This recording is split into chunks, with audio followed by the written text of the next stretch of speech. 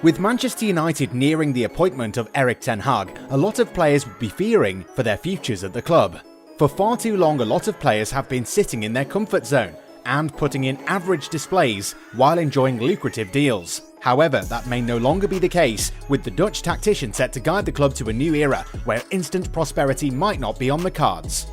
Cristiano Ronaldo might also not survive the cull, with the Ajax manager likely to bring in a fresh set of ideas to the table, with most of them not being compatible with Ronaldo's style of play. Meanwhile, PSG have finally found a taker for midfielder Leandro Paredes, who is also eager to change scenery this summer. Following a disappointing end to their Champions League campaign, Bayern Munich are set to make major moves in the summer transfer window, with a lot of players likely to leave and some fresh faces donning the Bavarian colours. Jose Mourinho's Roma thumped Bodo Glimt 4-0 in the second leg of the Europa Conference League quarter-final, and it's clear that the Portuguese tactician is their MVP at the moment. You know who we are. In order to always stay informed on everything major happening in the world of football, make sure to subscribe to our channel and hit the bell icon to stay notified. Before we get started, we want to share the sponsor of today's video. The OneFootball app is the ultimate football platform and is a must-have for every football fan so that you can follow all of your favourite leagues, teams and players all the time right from your phone. You can be sure to turn on notifications for specific players to be instantly alerted when they score a goal or when they are involved in other breaking news. It is the best and easiest way to stay up to date with everything football. Click the link in the description down below to download the app right now. You won't regret it. After the victory against Bodo Glimt and the qualification for the semi-finals of the Europa League, Jose Mourinho let loose on the field and in front of the media. Mourinho got there. After 3 unsuccessful attempts, the special one finally managed to beat the Norwegian team Bodo Glimt. Indeed, AS Roma lost 6-1 on October 21st against their pet peeve in the group stage of the Europa League. In the second league, La Louve conceded a 2-2 draw at home on the 4th of November. A few months later, the two teams met in the quarter-finals of the competition. Again, the Giallorossi broke their teeth as they were beaten 2-1 in the first leg on April 7th. Back to the wall, the Roman club finally won 4-0 in the return leg this week.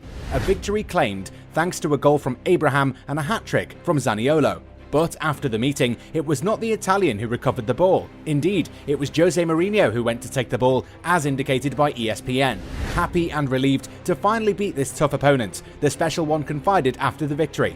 When a team does not lose 3 matches in a row, you can analyse why or lose the sense of reality. The first time was a disaster for us, but we played with 2 starters. The second game here at home we played with a team that was not complete, and it was a good draw for them.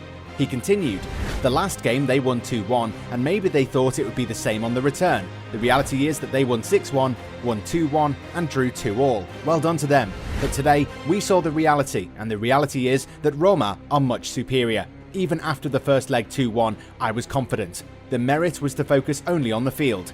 It is unacceptable to have won against this team only in the 4th game, but we won the one that counted. Clearly, Mourinho is not one to bore the journalists, but as long as Roma keep flying high, no one will mind his perceived petulance. After the fiasco against Villarreal in the Champions League, Bayern Munich are agitated behind the scenes. Julian Nagelsmann has called for reinforcements. Nagelsmann learned a great lesson. On Monday, the Bayern Munich coach issued a serious warning to Villarreal at a press conference. We made a lot of mistakes on the way out. They made one mistake. Let us live, and we have to punish them for that. On Tuesday, the German tactician fell from 10 stories as his team could not do better than a draw and were eliminated by the Spaniards. A terrible snub for Nagelsmann, who was embarrassed in front of the German press and who was put in his place by the Villarreal players. Considered haughty and too sure of himself, the former Leipzig coach learned a great lesson. At the wheel of the Bavarian Formula 1 since last summer, he had been recruited to give new impetus to the club and bring his style of play. But the elimination in the Champions League against Villarreal is a fiasco in the eyes of the Munich management. If they expected better from Nagelsmann, they still intend to move forward hand in hand with him next year. According to Sport Bild, Bayern Munich are also ready to follow their transfer recommendations. This year, the coach has repeatedly insisted behind the scenes that his team lacked quality on all fronts. He had even publicly called for arrivals in January because he was very worried. However, the residents of the Allianz Arena had listened to him last summer when Dayo Upamecano and Marcel Sabitzer, his former players in Leipzig, were recruited. If the Frenchman has made his mark, the Austrian midfielder is struggling and has fallen out with Nagelsmann, with whom his relationship has deteriorated. Anyway, after the humiliation on Tuesday, the German coach has again put the subject of the transfer window on the table. He, in fact, insisted that if the club wants to have great ambitions in the Champions League, they cannot ignore recruitment. A message sent to his management, which has already been activated behind the scenes. Indeed, Hasan Salihamidzic is already working for next year. Ryan Gravenberch of Ajax is courted, but it will take at least 28 million euros. Right back Noussair Mazraoui is also going to be a free agent soon, but the competition is strong, especially from Barca. In defense, the Gazzetta dello Sport speaks of an interest in Gleisen Bremer of Torino to replace Niklas Zula at the end of the contract. His price is estimated at 50 million euros. For its part, Kicker puts in the name of Kevin Schlotterbeck of Freiburg, whose value is 25 million euros. Interesting targets, but not necessarily expected and flashy. On the other hand, in the event of the departure of Robert Lewandowski, whom the club want to keep despite interest from Barca, and whom Nagelsmann said he did not feel he wanted to leave, prestigious names have been cited. There is of course Erling Haaland, who's courted by Real Madrid, Man City and Barcelona, and Darwin Núñez, who has just as many suitors. In Plan B, the name of Patrick Schick of Bayer Leverkusen has been mentioned. Still, offensively, to compensate for a possible departure of Serge Gnabry, who is still not extended, the Bavarians are tracking Karim Adeyemi from Salzburg or even Christopher Nkunku.